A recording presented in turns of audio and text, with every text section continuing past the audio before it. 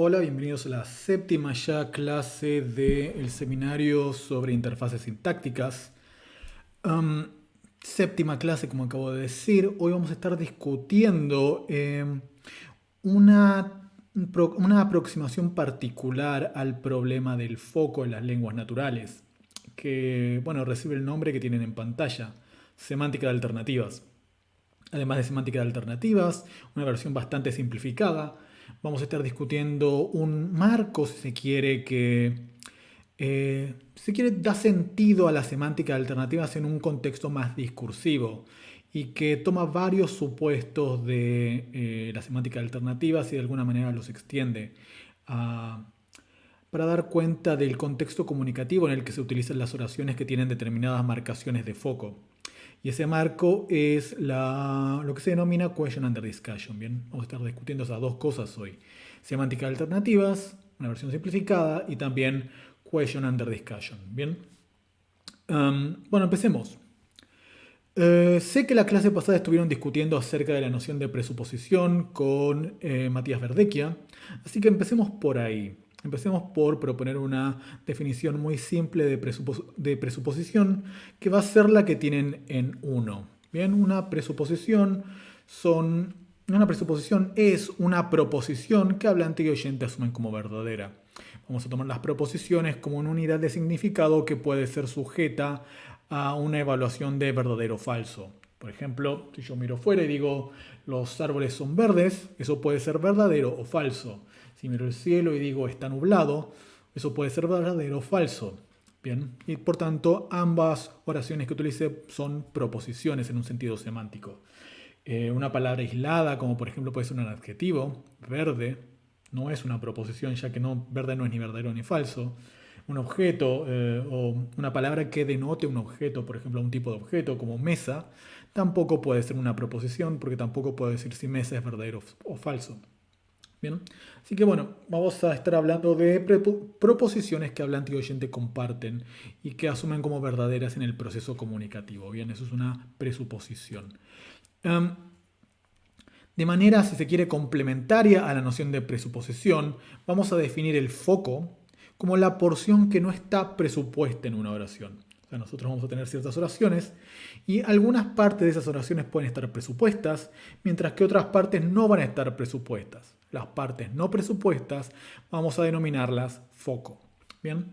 Y este par de términos, si se quiere, foco y presuposición, también reciben otros términos en la bibliografía. Hay gente que, por ejemplo, habla de foco y background. Vamos a encontrar también esa denominación para este par en la bibliografía.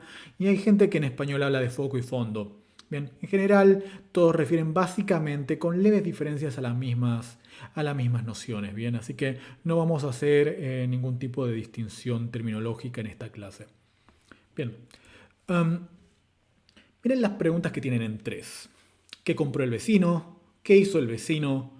¿Qué pasó? Estas tres preguntas, una vez que se quiere, son emitidas y alguien las escucha, introducen tres presuposiciones en el Common Ground. La primera oración, que compró el vecino, introduce la presuposición de que el vecino compró algo.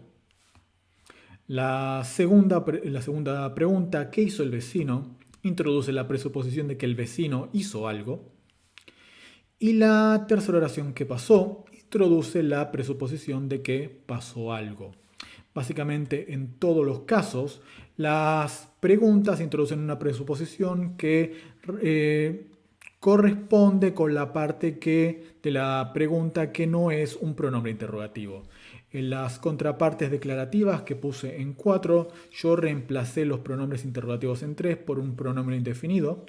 Y crucialmente, cada uno de los referentes de estos pronombres indefinidos no sabemos exactamente qué son. O sea, sabemos que el vecino compró algo, no sabemos exactamente qué. Sabemos que el vecino hizo algo, no sabemos exactamente qué. Sabemos que pasó algo, no sabemos exactamente qué pasó. O sea que la información a la que refieren estos elementos es desconocida para nosotros y por tanto no está presupuesta. Bien. Esto quiere decir que si nosotros respondemos a las preguntas de 3 con una oración completa, digamos, no con el pronombre indefinido algo, esa porción que responde a la pregunta que introduce información no presupuesta va a ser justamente el foco. O sea que si yo pregunto ¿qué compró el vecino? Y respondo el vecino compró un jacuzzi va a ser el foco de la oración de 5b. Bien. Si yo pregunto ¿qué hizo el vecino? Y digo el vecino compró un jacuzzi, este predicado, este sintagma temporal, llamémoslo TP, va a ser lo que va a funcionar como foco. Y si yo pregunto ¿qué pasó? Y respondo el vecino compró un jacuzzi, noten que esto no está para nada presupuesto en la oración original y por tanto toda la oración en este caso va a funcionar como foco, ya que no hay nada en esta oración que esté presupuesto previamente. Bien, esa es básicamente la noción de foco que vamos a utilizar en la clase de hoy. El foco no solamente tiene un correlato con la estructura informativa, con cómo se organiza la información nueva o vieja, si se quiere, en la oración, sino que manifiesta una correlación sistemática con un aspecto de la fonología que es el acento nuclear. El acento nuclear es uno de los muchos acentos que hay en una oración. O sea, en una oración tenemos todos los acentos de todas las palabras léxicas, pero hay uno de los acentos en particular que se percibe como el más prominente, como el más fuerte. Y ese va a ser justamente el que se denomina acento nuclear de la oración. ¿Bien? Por lo general, el acento nuclear en español cae siempre sobre la última palabra acentuada, o sea, cae sobre el último acento de izquierda a derecha. ¿Bien? Y por tanto, los focos que van a tender a, más bien, van a recibir siempre el acento nuclear, van a tender a aparecer a la derecha de la oración. Así, por ejemplo, vamos a tener oraciones como estas. Está por salir el sol. Eliana compró demasiado jugo. No me gusta esa máquina. Que con la entonación que las estoy leyendo, reciben todas una interpretación de foco sobre el último constituyente. Ya sea sol, ya sea, por ejemplo, demasiado jugo, o ya sea esa máquina. Bien. Todas las lecturas que hice con esa prosodia con acento nuclear en el último acento son compatibles con foco en los constituyentes que acabo de marcar. Bien. Es posible en español tener patrones prosódicos en los cuales el acento cae sobre un elemento distinto a, la última palabra léxica de la oración. Pero en esos casos es porque hay un fenómeno de, si se quiere, de poner un foco en una posición más adelante en la oración. Es algo que se denomina focus fronting. Es tomar el elemento de focal y ponerlo por fuera de la cláusula a la izquierda. Es una especie de movimiento similar al movimiento WH, si se quiere. Es movimiento a la posición de especificador del complementante. Aunque en otros casos también podemos realizar el foco sobre un constituyente que permanece in situ y esto no tiene que ser necesariamente sobre el margen derecho, en la periferia derecha de la oración.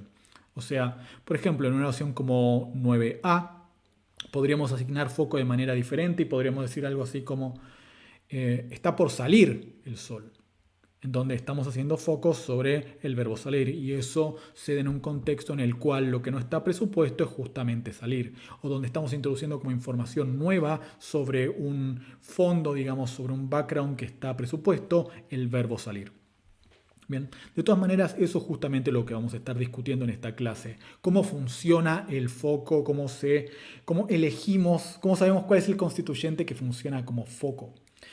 Bien. O sea, vamos a estar tratando de discutir una teoría del foco, si se quiere. A grandes rasgos podemos hablar de dos tipos de foco. Uno se denomina foco informativo, que es típicamente el que vamos a modelar con pares de pregunta y respuesta, como los que veníamos viendo antes. Por ejemplo, si alguien pregunta ¿qué compró Cosmo? Y respondemos Cosmo compró un libro. El foco, en este caso informativo, va a ser el constituyente un libro, que es el que manifiesta un correlato con el elemento WH en la pregunta. Pero no necesariamente necesitamos un elemento WH, como por ejemplo podemos tener en 11. En 11 tenemos una pregunta, ¿Cosmo quiere té o café? Donde estamos haciendo una pregunta con respecto a cuál de estas dos opciones es la que se aplica para la versión declarativa de esta pregunta. Y cuando elegimos una de las opciones, por ejemplo, café, en ese caso café va a funcionar como el foco.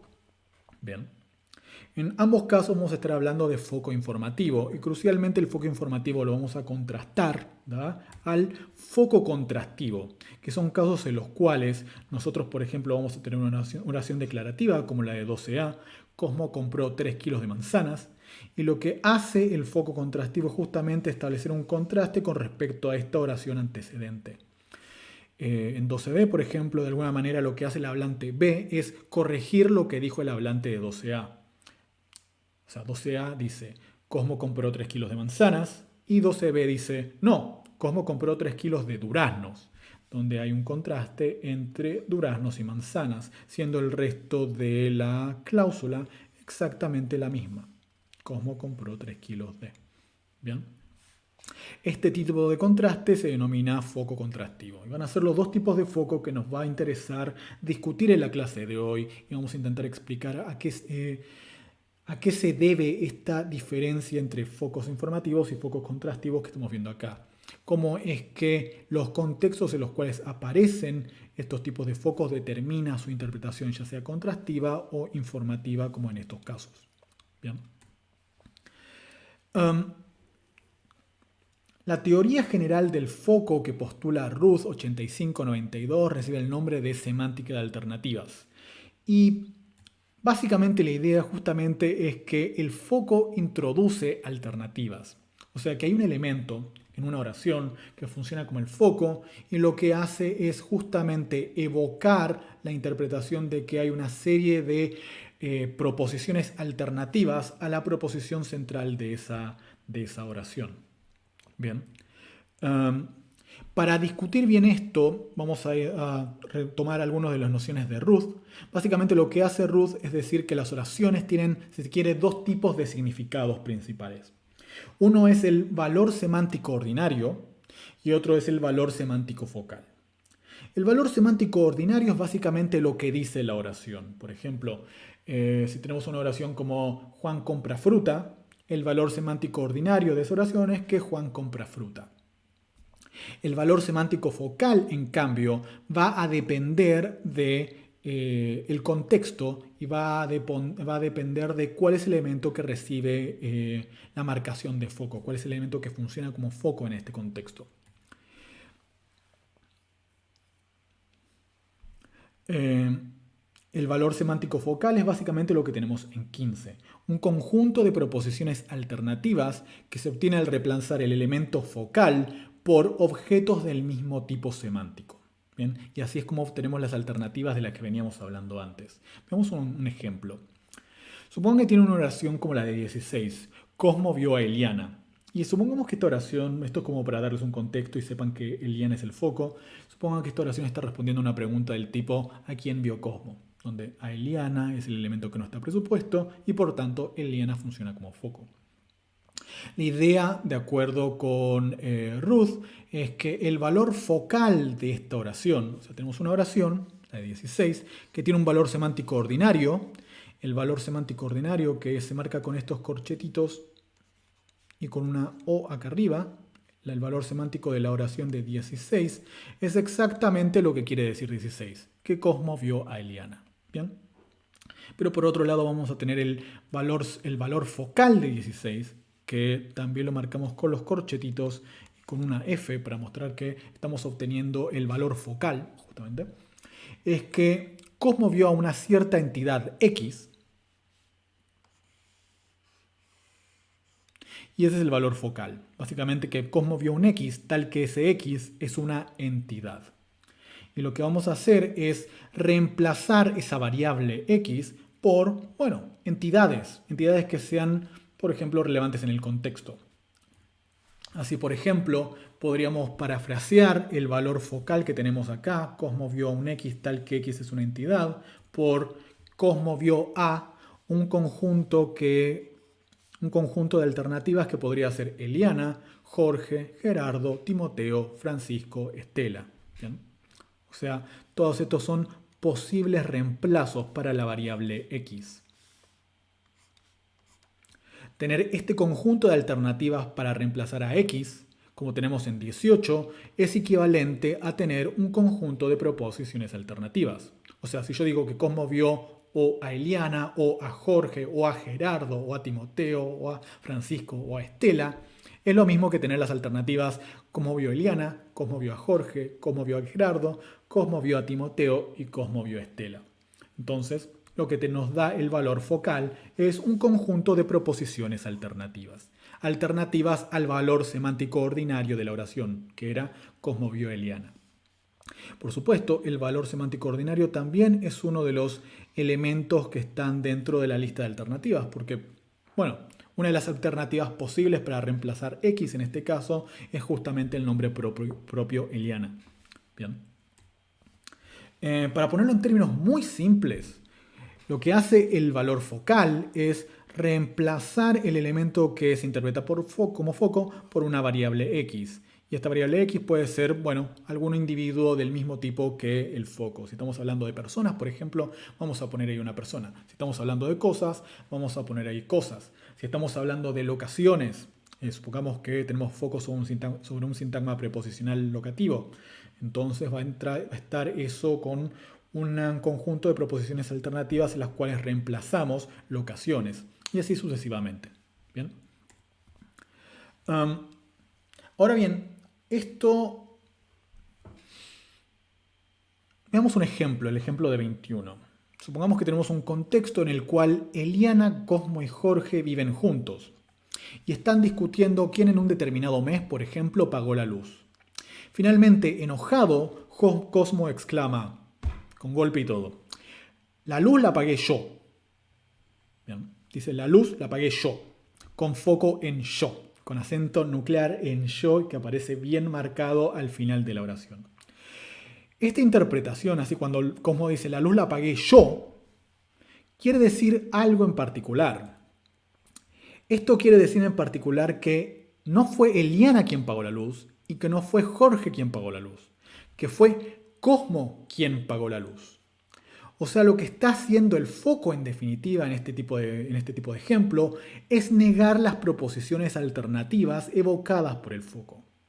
O sea, si yo tengo la luz la apagué yo con foco en yo, lo que tenemos acá es la luz la pag X. O sea, el sujeto de pagar es una variable X que podemos rellenar con, bueno, distintos individuos que podrían ser, por ejemplo, Eliana, que podría ser Eliana, que podría ser Cosmo, que podría ser Jorge, que podría ser, qué sé yo, Luis, etcétera, etcétera. O sea que tengo un conjunto de proposiciones alternativas del tipo la luz la apagué yo, la luz la apagó Eliana, la luz la apagó Cosmo, la luz la apagó Jorge, la luz la apagó Luis, etcétera, etcétera. En este caso, yo, en este contexto, refiere al propio Cosmo, ¿no?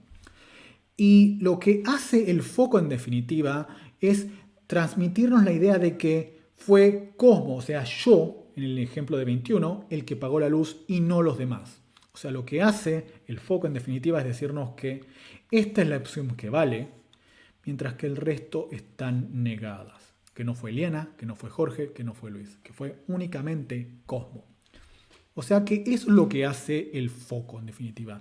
Niega las proposiciones alternativas que introduce. Bien. O sea que de alguna manera noten que en el ejemplo de 21 es bastante claro que hay alternativas evocadas, las cuales son negadas por el foco. En 21 claramente tenemos la interpretación de que no fue Eliana quien pagó la luz, que no fue Jorge quien pagó la luz, que fue únicamente Cosmo. Y eso se da por cómo funciona el foco. Por la teoría esta de que el foco involucra alternativas. Es necesario decir eso para que funcione este tipo de interpretación. Ahora, ¿cuál es uno de los problemas hasta ahora como presenté la teoría? Que si yo le asigno foco, por ejemplo, a Cosmo como en 23a, la idea es que en esta posición yo voy a reemplazar por una variable X y esa variable X está ahí como reemplazando una entidad. Y el punto es que cuando nosotros leemos una oración como la de 23a, no interpretamos que puede ser cualquier entidad la que puede estar siendo reemplazada ahí. O sea, si yo digo en el contexto que tuvimos antes, la luz la apagó Cosmo, por ejemplo, Estamos negando que la luz la apagó Eliana y que la luz la apagó Jorge. Pero no estamos negando cosas como, por ejemplo, que la luz la haya apagado, no sé, una lista de individuos potenciales que estén fuera del contexto. No estamos diciendo que la luz no la apagó Mike Tyson, Melania Trump o Kim Jong-il. O sea, el punto es que cuando negamos alternativas únicamente que son relevantes en el contexto. O sea que las entidades que pueden funcionar como reemplazando a la variable son alternativas que son relevantes en el contexto. Relevantes contextualmente. Entonces lo que tenemos que hacer de alguna manera es atar esta variable a el contexto, restringir el número de variables que pueden, el número de entidades que pueden reemplazar la variable al contexto. Y esto es justo lo que va a proponer la teoría de Ruth.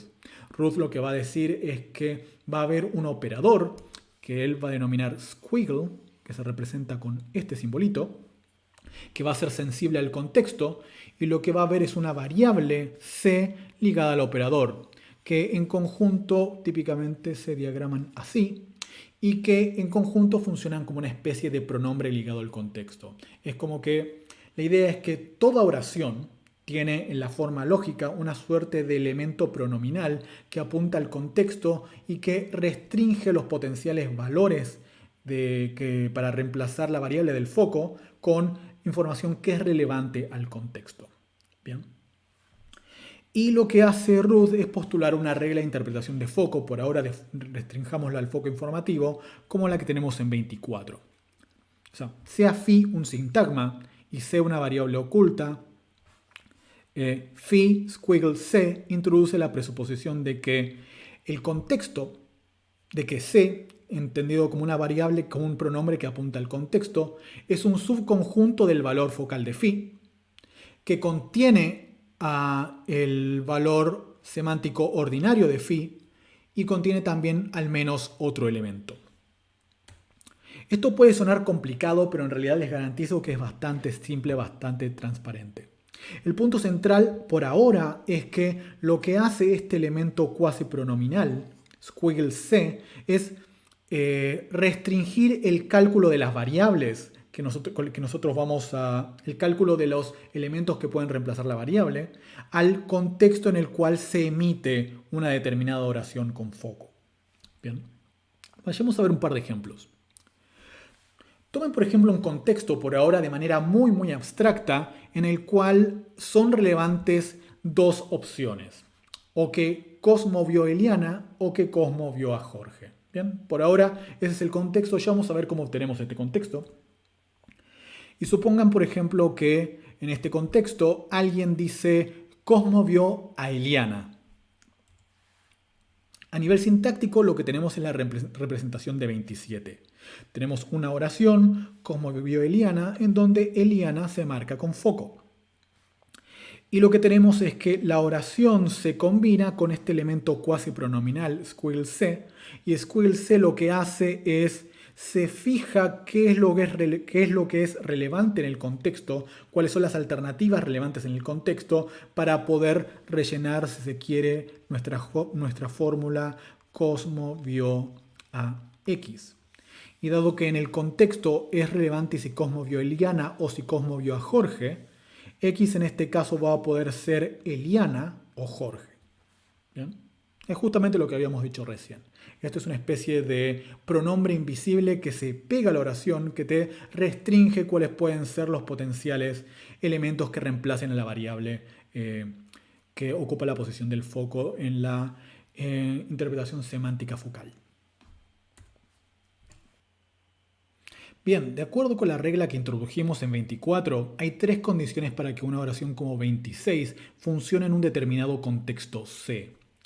La primera de esas condiciones dice que el contexto, o sea, que las proposiciones que son relevantes en un contexto, son un subconjunto del valor focal de la oración.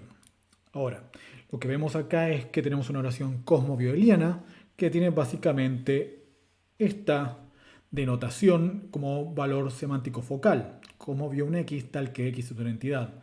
Que como discutimos antes, esto es lo mismo que un conjunto de proposiciones del tipo Cosmo vio a Eliana. Cosmo vio a Pedro. Cosmo vio a Luis. Cosmo vio a Jorge, etc. ¿Bien? Este es el conjunto que es denotado por el valor semántico focal de 26.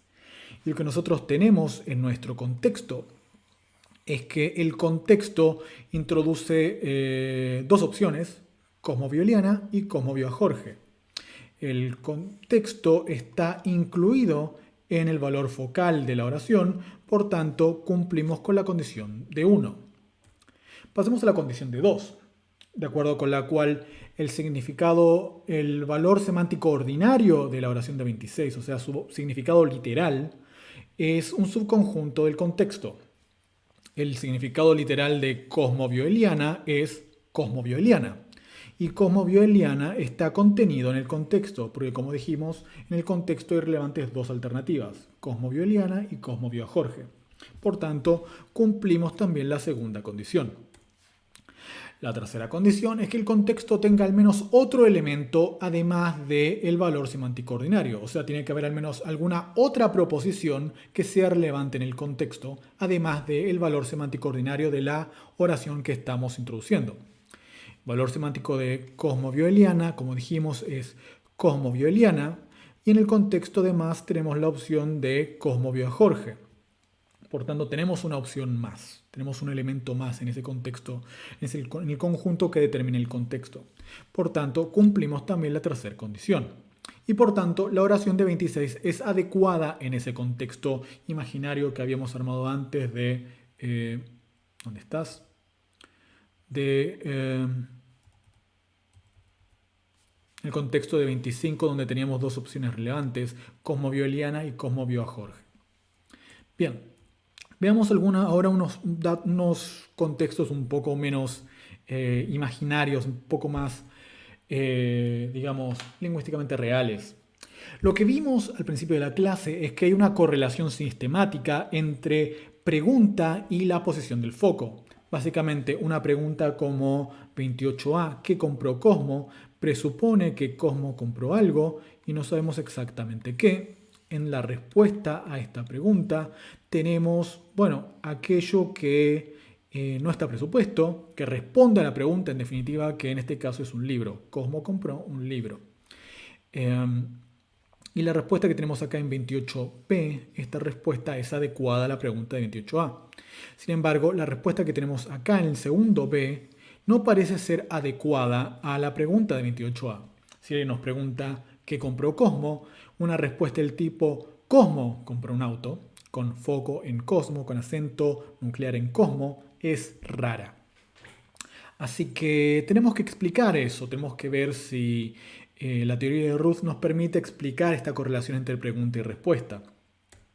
Y la verdad es que lo hace siempre y cuando nosotros asumamos que el significado, la denotación de una pregunta es en definitiva el conjunto de sus potenciales respuestas.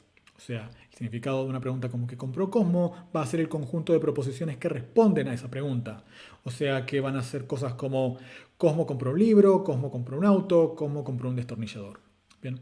Este conjunto de todas estas potenciales respuestas es la denotación de, básicamente, el significado, si se quiere, de la oración de 28a.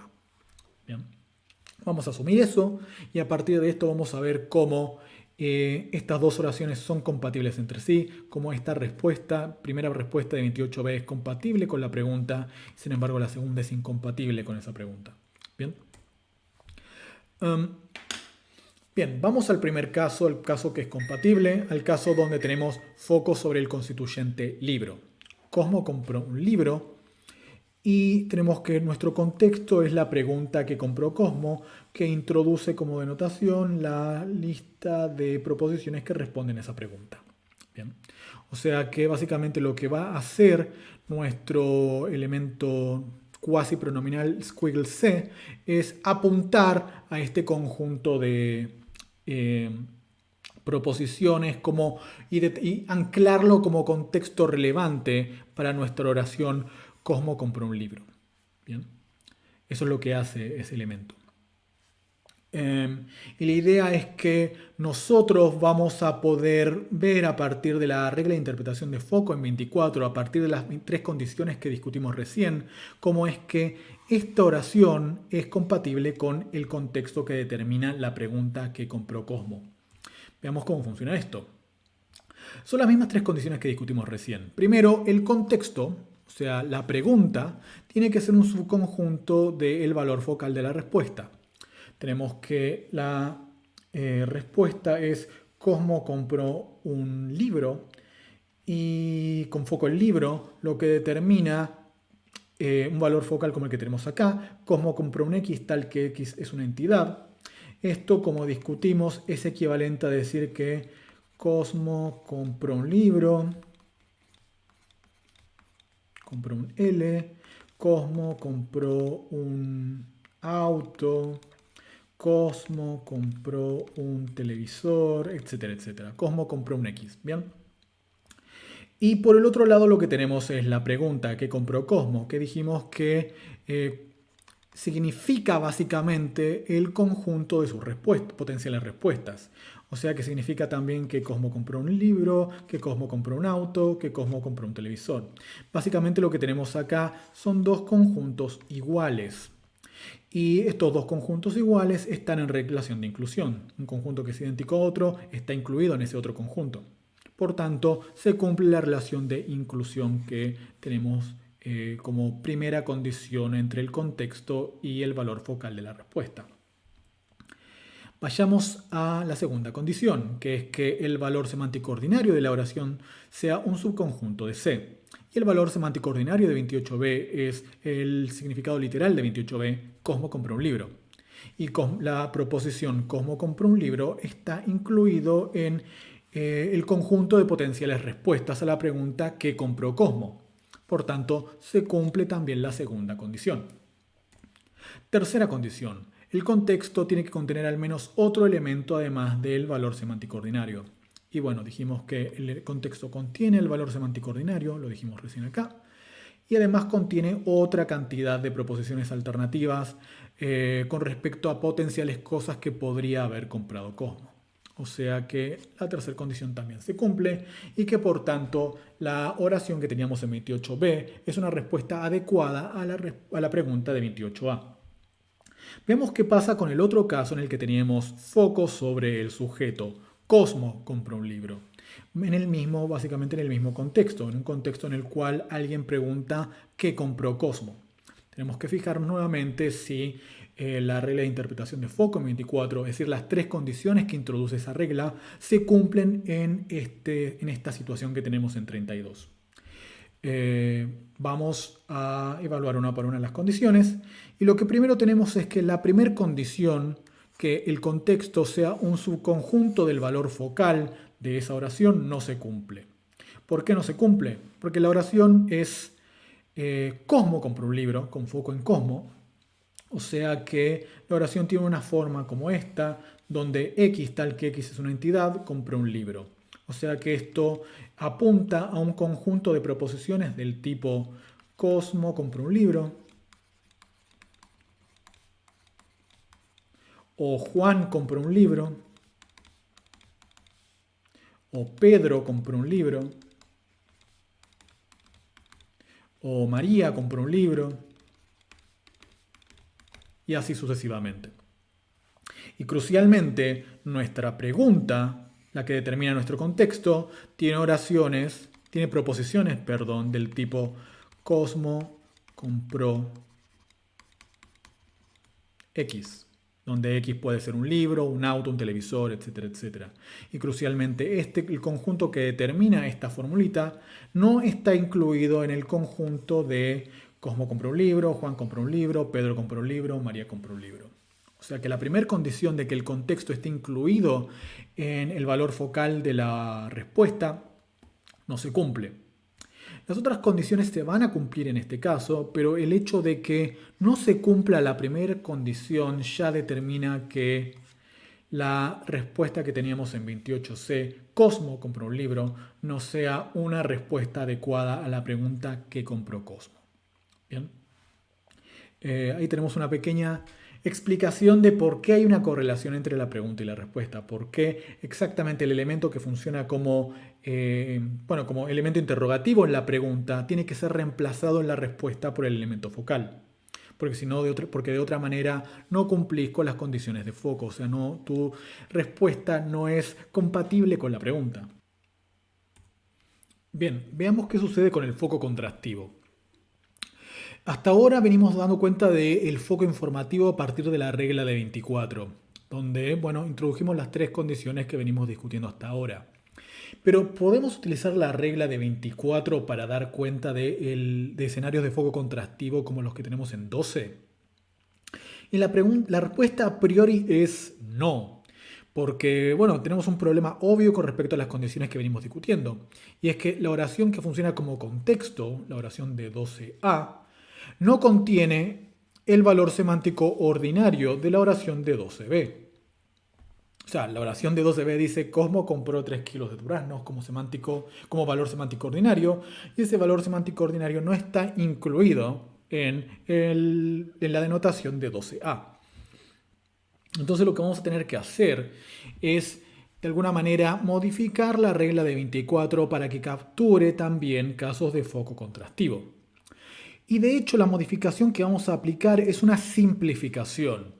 Las condiciones que se aplican al foco contrastivo, de acuerdo con Ruth, son menos que las que se aplican sobre el foco informativo. De hecho, la diferencia va a recaer principalmente sobre el contexto en el cual se utilizan ambos tipos de foco. O sea, para decirlo mal y pronto, la diferencia entre ambos focos no va a ser que la construcción o el tipo de foco que se asigna es distinto. La distinción va a estar dada únicamente por el contexto en el sistema de Ruth. O sea, la única diferencia va a estar dada en C. En el caso de foco contrastivo, simplemente vamos a tener una condición de que el contexto va a estar contenido en el valor focal de la oración. Mientras que para foco informativo habíamos visto que se tienen que cumplir al menos dos condiciones. Que el contexto estuviera incluido en el valor focal y que además el valor semántico ordinario de la oración estuviera introducido en el contexto. O sea que básicamente, cuando tenemos foco informativo, lo que tenemos es un contexto que de alguna manera ya incluye a la oración donde tenemos el foco. Cuando tenemos foco contrastivo, en ese caso, el contexto, no tenemos ningún requerimiento de que el contexto incluya además el valor semántico ordinario de la oración. Veamos cómo funciona esto a partir de la regla de interpretación de foco contrastivo que tenemos en 33, con respecto al ejemplo que dimos recién. Cosmo compró 3 kilos de foco en duraznos. Y el contexto es una persona que dice Cosmo compró 3 kilos de manzanas. Y este contexto se relaciona con la oración que estamos pronunciando con foco a través de nuestro operador squiggle y el contexto. Veamos cómo funciona esto. Requerimos entonces que en este caso el contexto sea un subconjunto, esté incluido en el valor semántico ordinario de nuestra oración. Y eso se cumple. Cosmo compró 3 kilos de foco duraznos tiene la forma Cosmo compró 3 kilos de X. Y Cosmo compró 3 kilos de manzanas está incluido en ese contexto. Por tanto, el contexto es un subconjunto del valor focal.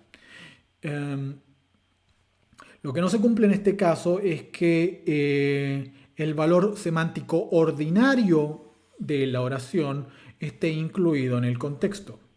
Por tanto, ya que se cumple la condición de 1, se cumple la condición de que el contexto esté incluido en el valor focal, pero no se cumple una relación de inclusión con respecto al contexto y el valor semántico ordinario de la oración, podemos concluir que esta oración involucra foco contrastivo. ¿Bien? Esa es básicamente la esencia, si se quiere, del sistema de Ruth. Vamos a discutir algunos ejercicios más en la clase práctica. Se les voy a dejar algunos ejercicios para que ustedes resuelvan a partir de lo discutido en esta clase. Pero esto es básicamente, esto es lo básico. Con esto pueden leer Ruth más tranquilamente con la presentación que tuvimos hasta ahora. el modelo de Ruth, la semántica de alternativas, nos da pie para introducir el segundo tema que vamos a discutir hoy, aunque de manera bastante más breve, que es el tema de Question Under Discussion. El modelo de Question Under Discussion básicamente retoma algunos aspectos del modelo de Ruth, pero los ancla en un contexto más discursivo, más amplio. Nos ayuda a relacionar la distribución de foco que tiene una oración con, bueno, el contexto discursivo en el que se utiliza esa oración y no solamente con la pregunta inmediata que está respondiendo. Para entender cómo funciona esto, tomemos la oración de 35. A Eliana le gusta la stout. Y esto con foco en stout.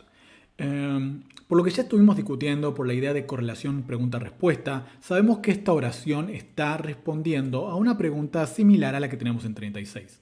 ¿Qué cerveza le gusta a Eliana? Pero no necesariamente alguien en un contexto comunicativo, en un contexto real de uso, va a utilizar la oración de 35 para responder necesariamente a la pregunta de 36. Alguien podría utilizar 35 para responder una pregunta un poco más general, como podría ser, ¿qué cosas le gustan a Eliana?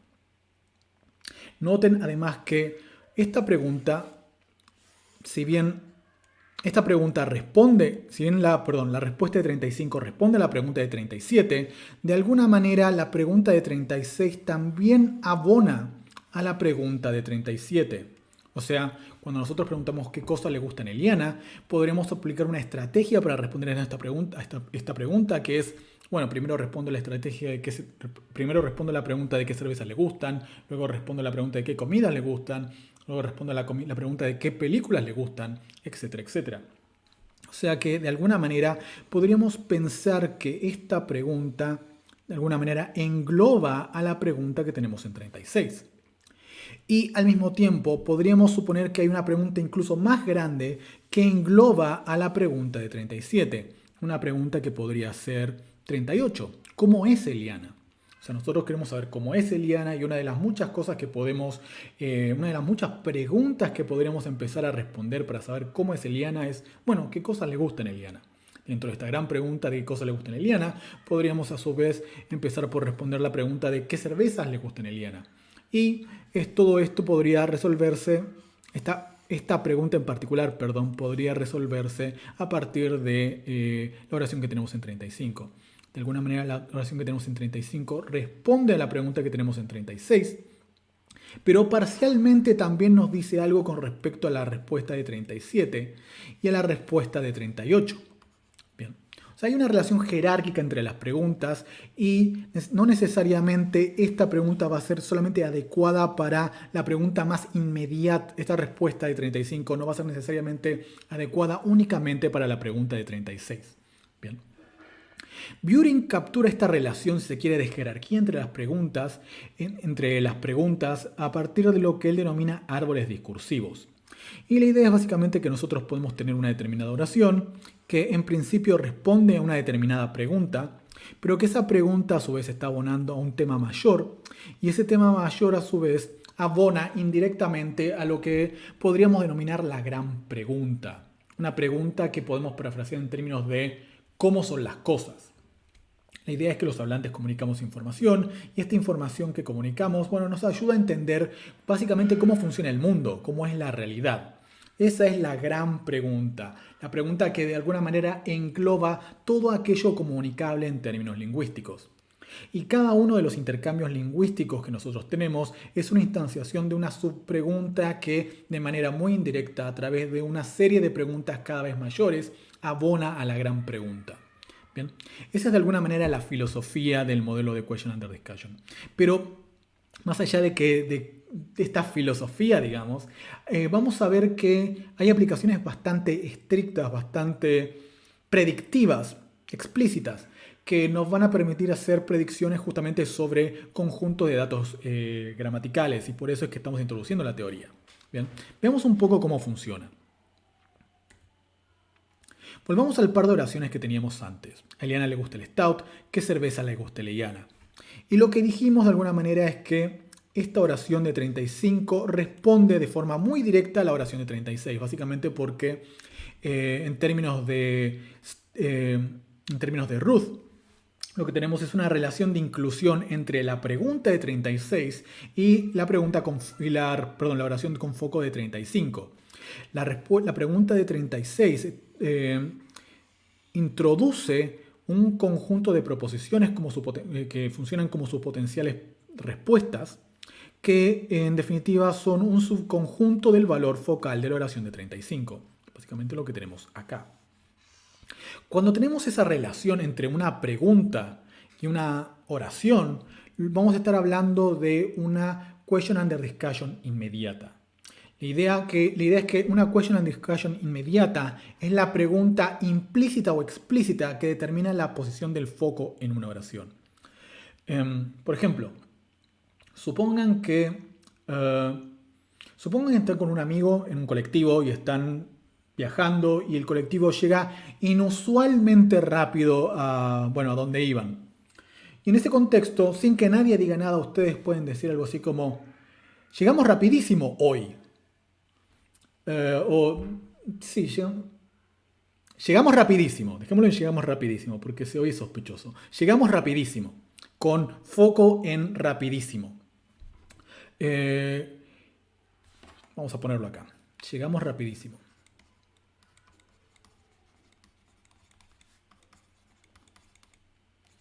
Bueno, abreviamos rapidísimo. Y esto es el foco. Llegamos rapidísimo. De alguna manera está respondiendo a la pregunta ¿cómo llegamos? Llegamos rapidísimo. ¿Cómo sabemos que estamos respondiendo a esa pregunta? Bueno, porque esa es la pregunta que cabría hacer para que el foco caiga sobre rapidísimo. En este caso, ¿cómo llegamos? Es la question under discussion para llegamos rapidísimo. Noten que esa pregunta nadie la hizo realmente en el contexto. Los hablantes están callados y de pronto uno dice llegamos rapidísimo. Pero implícitamente necesitamos decir que la oración llegamos rapidísimo está respondiendo esa pregunta porque, por la distribución, por dónde recibe el foco esa oración. Bien. Esa es la idea de la acudia inmediata, que es que la pregunta que te determina dónde cae el foco en la oración que estás utilizando. Y esa pregunta a la que estás respondiendo puede estar en el contexto discursivo o puede no estar y vos necesitas recuperarla de alguna manera. Bien, esa es la idea, la acudia inmediata. La acudia inmediata básicamente funciona como habíamos discutido que funciona el sistema de Ruth. O sea, vos tenés tu pregunta, ¿qué cerveza le gusta a Eliana? Y esa cerveza tiene un conjunto de potenciales respuestas. Una de esas potenciales respuestas va a ser la oración que vos estás utilizando. Y esto en un árbol discursivo lo vas a diagramar de la manera como tenemos en pantalla. Vas a tener las potenciales respuestas, van a ser nodos hermanos y van a ser hijos inmediatos de justamente la pregunta que es su CUD inmediata. Bien. Bien, eso se sigue básicamente el sistema de Ruth. Como vimos, la pregunta ¿a Eliana le gusta el stout? Puede ayudar a resolver una pregunta que no es exactamente la question under discussion que estamos abordando. Por ejemplo, eso lo podemos graficar en el árbol discursivo que tenemos en pantalla, donde a Eliana le gusta el stout, responde inmediatamente a la pregunta ¿qué cerveza le gusta a Eliana? Pero la pregunta ¿qué cerveza le gusta a Eliana? Ayuda a resolver una pregunta más general, una pregunta mayor, que es ¿qué cosas le gustan a Eliana? Y hay preguntas alternativas a ¿qué cerveza le gusta a Eliana? Que ayudan a resolver esta pregunta más general. Bien.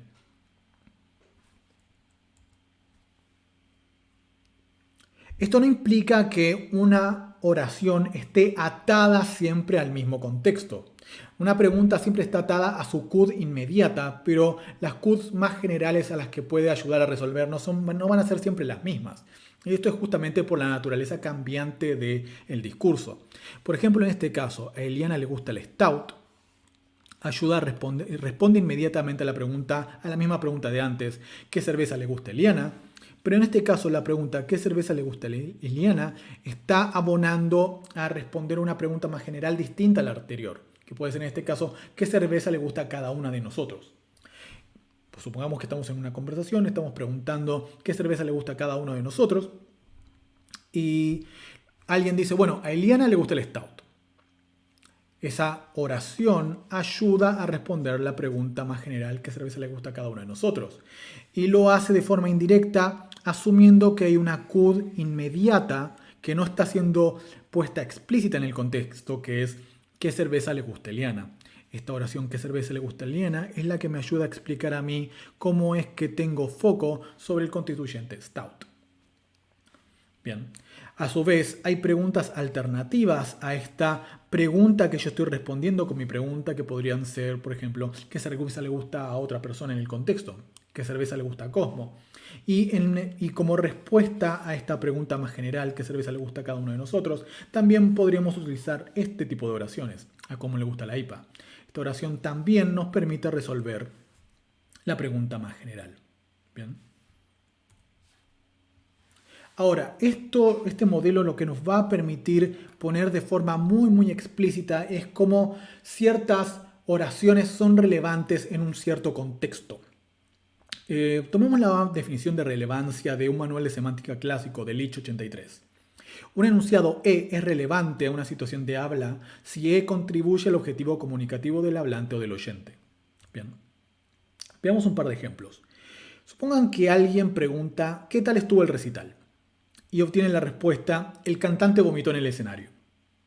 Este es un intercambio de oraciones bastante bizarro, pero es un intercambio pragmáticamente posible. Alguien pregunta ¿qué tal estuvo el recital? Y alguien dice el cantante vomitó en el escenario. O sea, de alguna manera la respuesta de B responde a la pregunta de A, es relevante a la pregunta de A.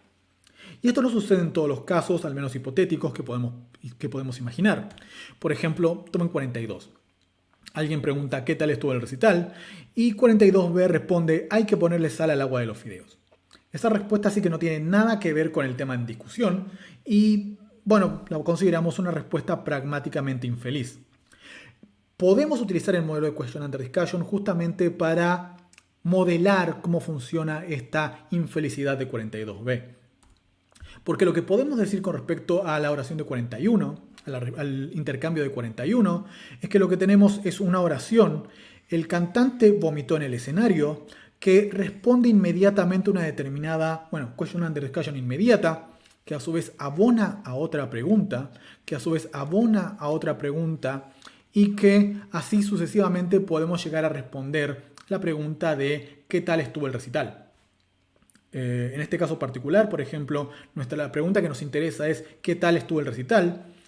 Y a partir de esto podemos suponer que hay una pregunta implícita: ¿cómo estuvo la banda?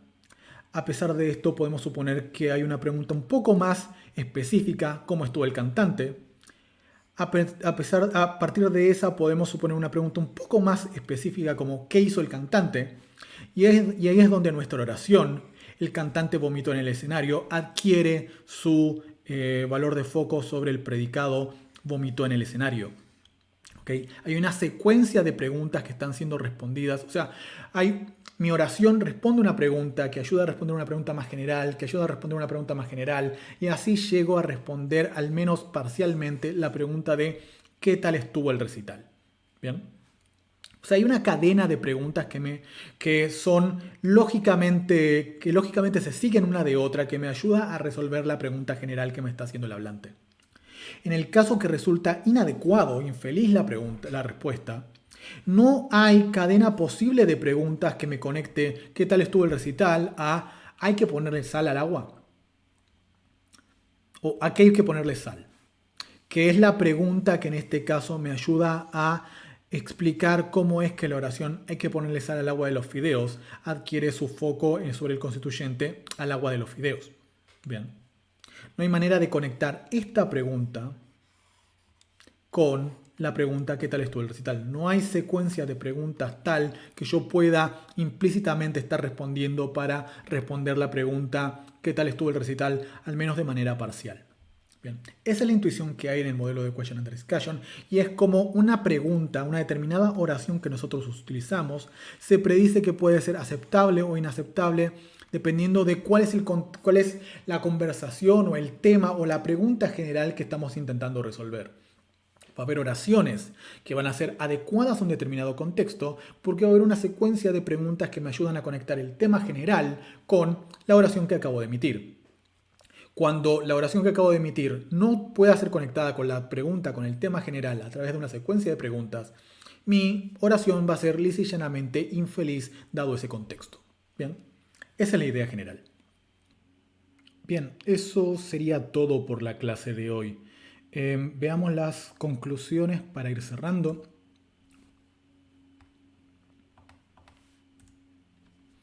En esta clase introdujimos la semántica de alternativas, modelo que permite explicar cómo funciona el foco. Distinguimos las nociones de valor semántico ordinario y valor semántico focal. A partir de la interacción de contexto, valor ordinario y valor semántico focal, explicamos dos cosas importantes. Primero, la correlación pregunta-respuesta y luego la distinción entre foco informativo y foco contrastivo. Y luego presentamos los aspectos básicos del marco de Question Under Discussion. Esta presentación que hicimos del marco de Question Under Discussion es muy esquemática y básicamente la idea es presentar los aspectos que van a ser necesarios conocer para seguir la próxima clase, en la cual vamos a intentar dar cuenta de ciertas restricciones de isla a partir del modelo de Question Under Discussion y va a partir de ciertas cuestiones del modelo de Ruth. ¿Okay? Si están interesados en los temas discutidos en esta clase, pueden revisar tanto el artículo original de Ruth 96 como un artículo de Handbook de Ruth 2016 sobre semántica de alternativas. Y si no, pueden ir también a este un breve estado del arte de Bieber et al. 2017. Esto va a estar todo en el campus de la materia. Bien. Bien, eso es todo por la clase de hoy. Nos veremos en la práctica de este jueves. Hasta luego.